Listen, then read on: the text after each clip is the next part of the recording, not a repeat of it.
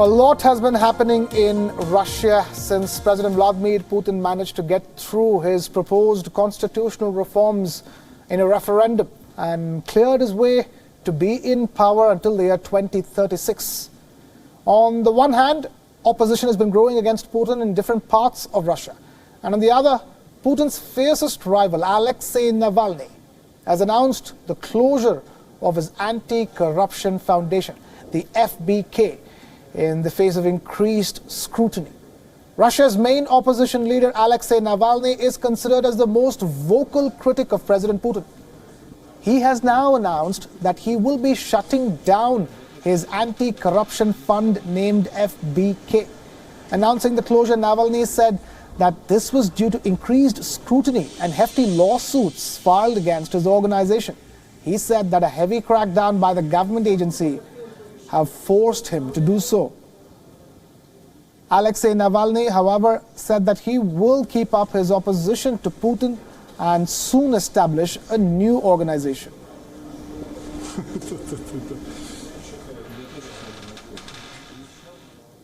And now we have our correspondent Julia Chapman joining us live from Moscow here on the broadcast. Julia, talk to us. That referendum literally gave a free hand to Putin to be in power until the year 2036. And now comes this big worrisome news that his strongest and fiercest opponent, Alexei Navalny, is shutting down his anti-corruption fund due to increased scrutiny by the Russian government.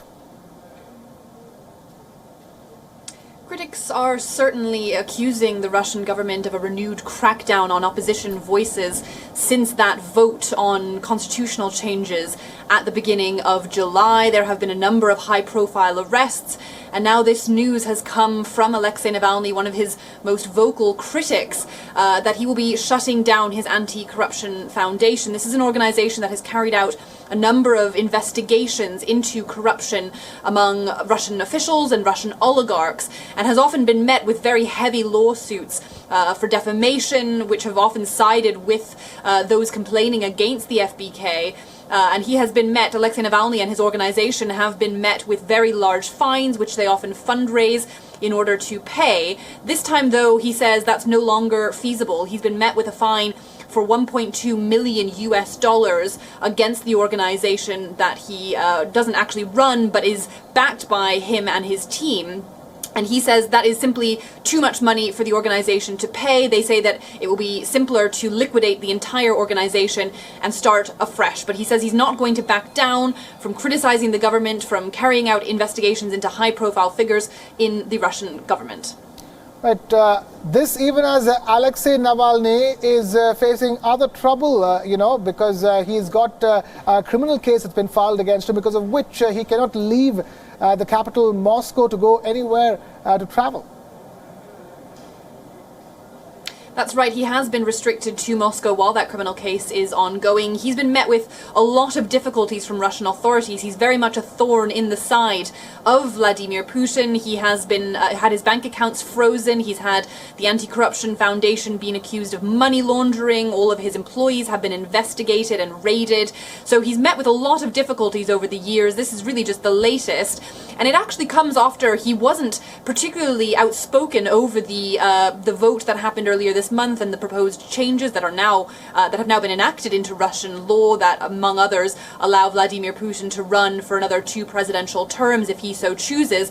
Alexei Navalny actually said that the Constitution was not a document worth protecting, so he was not one of the most outspoken critics of the vote to change the Constitution. There were much more outspoken people who called for protests and a campaign against it. He remained fairly quiet on that campaign in the lead-up to that vote on July 1st. Nevertheless, he has certainly found himself a target of what appears to be a renewed crackdown on opposition voices. Right. Julia, all of this comes at a time when Putin has changed the constitution of Russia just so that he can retain power until the year 2036. Apart from Alexei Navalny in Moscow, anti-Putin protests have been growing in other parts of Russia. For example, the far eastern region of Khabarovsk. Protests which began with the arrest of the region's popular governor, Sergei Furgal, have now snowballed against President Putin himself. Yes, it would be perhaps overstating it to suggest that these are anti-Putin protests, but they have certainly seen huge numbers of people on the streets of Khabarovsk in the Russian Far East. Some 50,000 people were estimated to have gathered on Saturday, which is about a 1/12 of the entire population of the city, so really significant numbers on the streets of Khabarovsk after their governor was arrested. He's been accused of involvement in a number of murders dating back some 15 years. Now, there's been about 7 days of widespread protests in Khabarovsk, which is really unheard of for a city like that isn't often engaged in high-level politics, but they seem very frustrated that their governor, a man that they voted in, a local man from Khabarovsk, who was not part of Vladimir Putin's United Russia party, that he has now been removed. He's also been replaced in the last couple of days in an effort to try to tamp down those protests and that dissent in Khabarovsk. He's been replaced with another member of his own party, but a man who does not come from Khabarovsk. He's been sent over from Moscow. He's a man from Samara, another region in southern Russia. And it's unclear yet whether that will be acceptable to the protesters who are really demanding for their governor to at least be sent back to Khabarovsk to stand trial there. Right. Meanwhile, back in Moscow, the capital, there have been other protests, people protesting against the arrest of former journalist and an advisory to the Russian space agency, Ivan Safronov. Safronov has been accused of sharing state secrets with other countries and charged with treason. Many journalists in Russia have come out on the streets to demand his release. They have indeed. This is another one of the high-profile arrests in the last few weeks since the vote.